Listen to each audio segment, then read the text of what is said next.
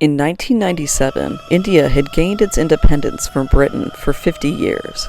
Despite their freedom from colonial rule, the country as a whole was disjointed, broken, and treated unequally. They had suffered genocide, famine, the Bengal partition, Sri Lankan war, and a bloody set of assassinations and murders of political officials. Still fresh in 1997, the former Prime Minister Rajiv Gandhi was assassinated by a female suicide bomber connected to the Liberation Tigers of Tamil Alam at a public event.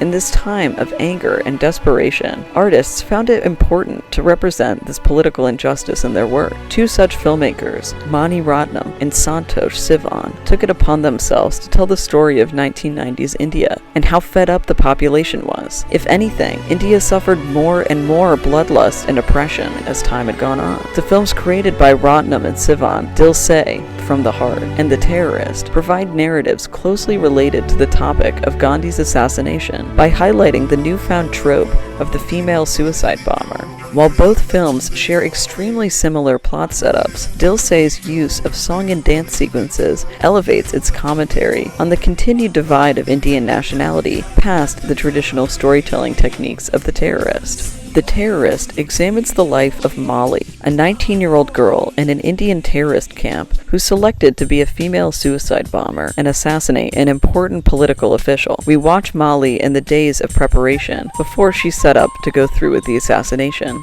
The members of the terrorist organization that aid her in preparation bring her to Mad Vasu, a wise and eccentric old man that takes a fascination and appreciation to her. Throughout her days at Vasu's, Molly learns she's pregnant. She undergoes many moments of self-reflection with Vasu at her side, before departing to the event where she's supposed to assassinate the political leader. In the end, we don't know if she completes her task, as the final shot rests on Molly's wavering hand, pressing the button or not. This is very similar to the real-life assassination of Prime Minister Rajiv Gandhi, which took place on May 21st, 1991, by a 17-year-old girl known as Danu, a member of LTTE, who killed Gandhi and 57 others by detonating bombs in her dress while garlanding the Prime Minister. LTTE planned this assassination after Gandhi said he would send in the Indian peacekeeping force after them if he came back to power. They killed him on his campaign trail for the next election. Dil Se is not as faithful to the specifics of Gandhi's assassination. First off, the suicide bomber character is a member of the United Liberation Front of Assam in northern eastern India. Dil Se centers around Amarkant Verma,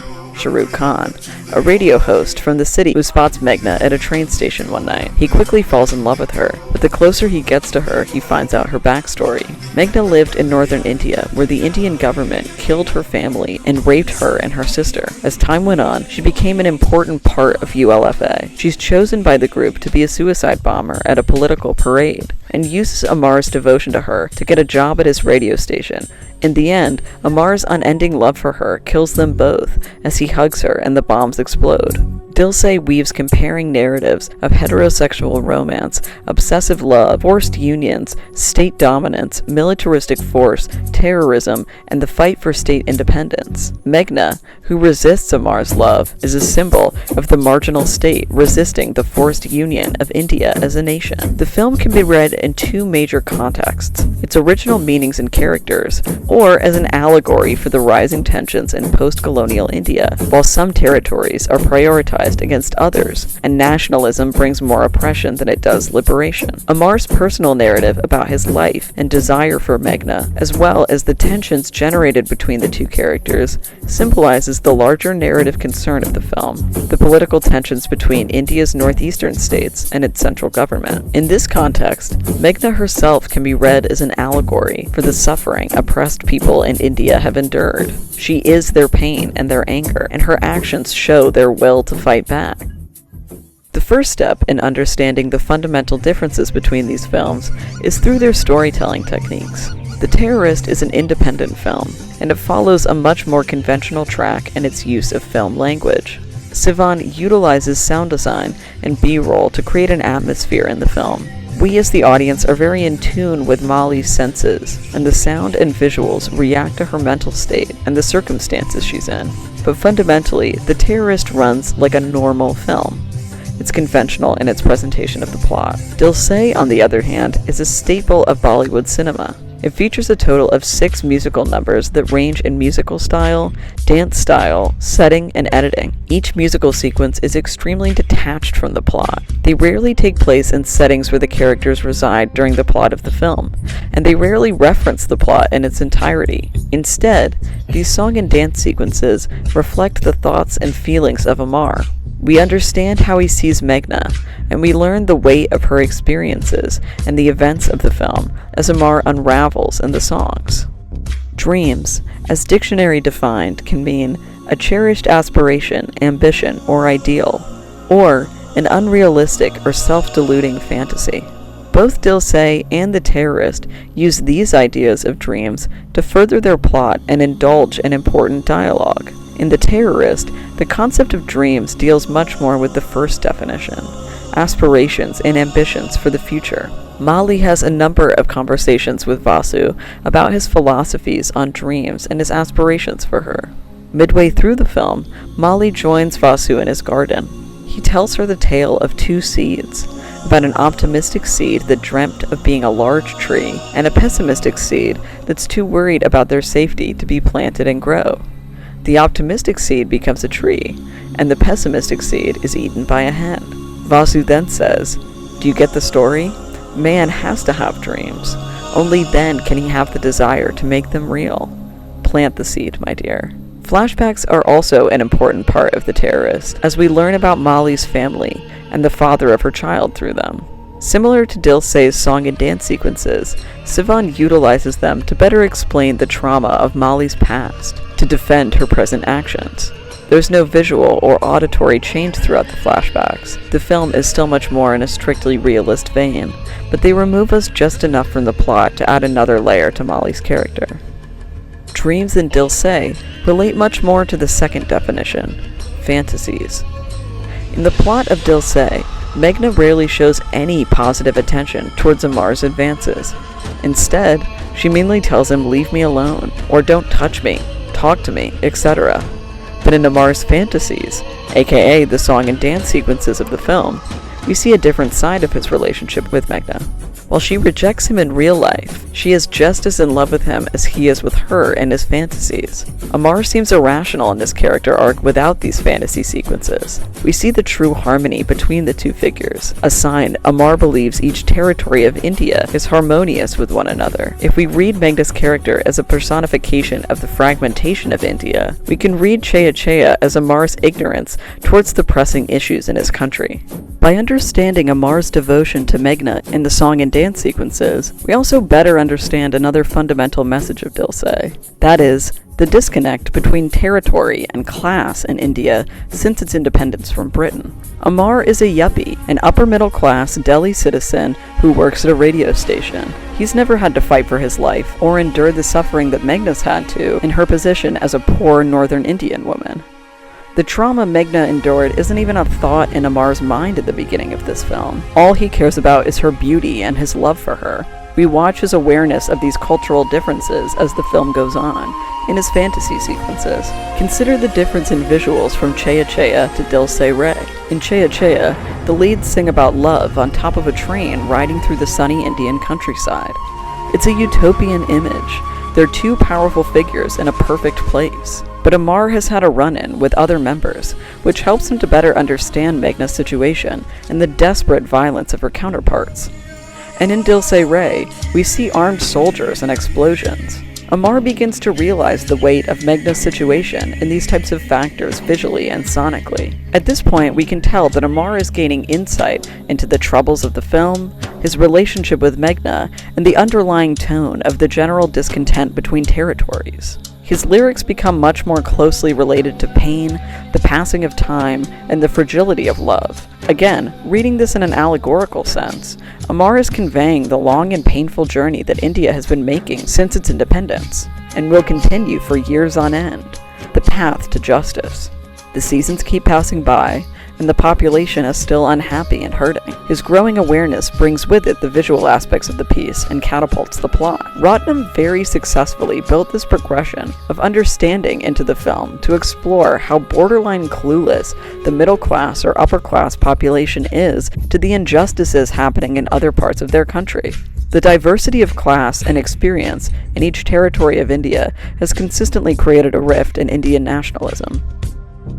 Both Dil Se and The Terrorist are centered around the trope of the female suicide bomber, but only The Terrorist portrays this character in a truly humanistic light. In Dil Se, Meghna's an extremely important character. She's the female lead, the technical love interest, and most of the plot centers around her past experiences, and her future plans to bomb the parade. While she's such an important character, Meghna fundamentally serves as a device to explore the juxtaposition of high and low-class individuals in India at the time, or to symbolize the pain of Indian individuals in post-colonial India. We hear Meghna's story, the story of many, but we rarely get to truly sit with her as a character. Instead, she's merely a resource to move the plot along and add to its evidence against the Indian nationalism of the time. Meghna spends the film rejecting Amar's advances until she can use them to her advantage. Still, there's never truly a time in the film where we hear from her in the same vein as Amar. Amar's thoughts and feelings are projected in fantasy sequences, but not hers.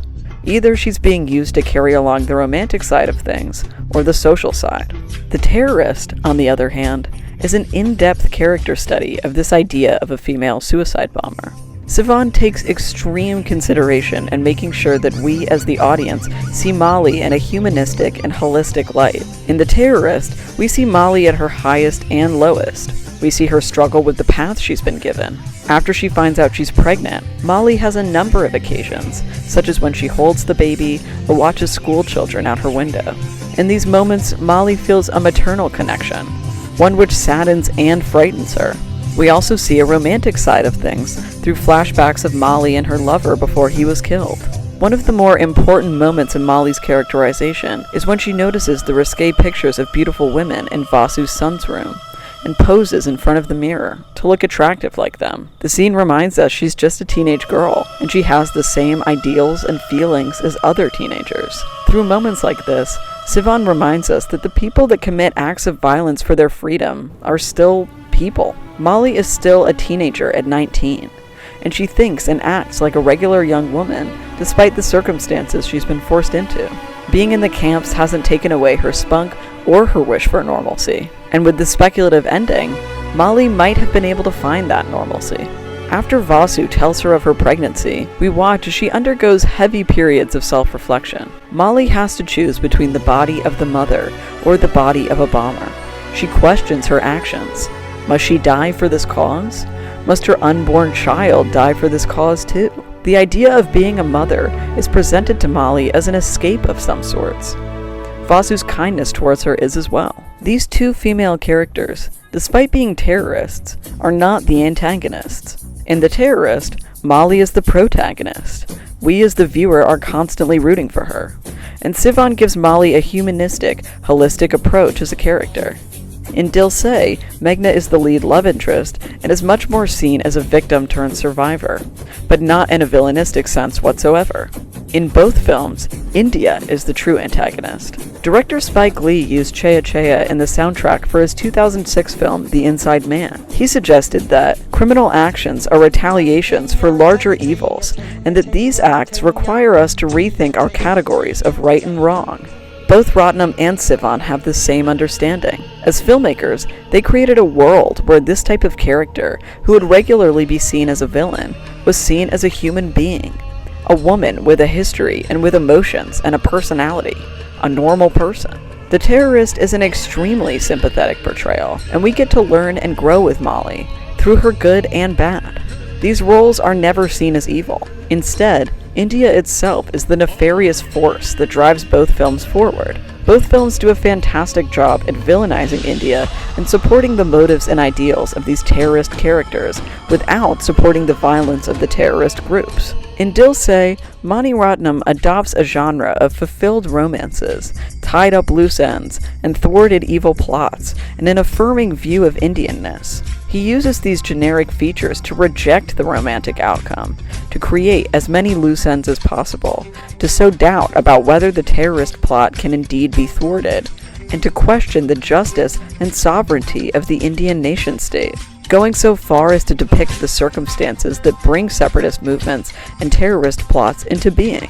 The film's song and dance sequences, while indirectly related to the plot, are an advantageous tool in helping us understand what Amar is thinking and feeling throughout this time, and thus what the middle and upper class is thinking and feeling at this time in India. It gives us time to sit with the dark material and better understand the emotional context of the events in the film. And, of course, they're stunning and dynamic, visually and sonically interesting pieces to watch.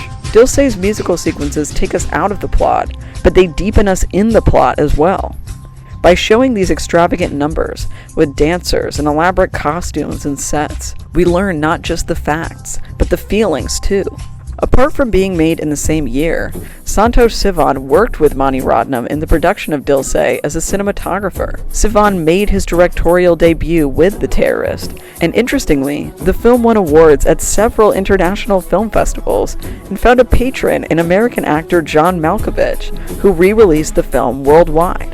Both films, popular in their own ways, with their differing techniques, are fantastic examples of utilizing film as social commentary. Their narratives attack the injustices in India with expertise and vigor. Dil Se and The Terrorist are prime examples of how to create art as a protest.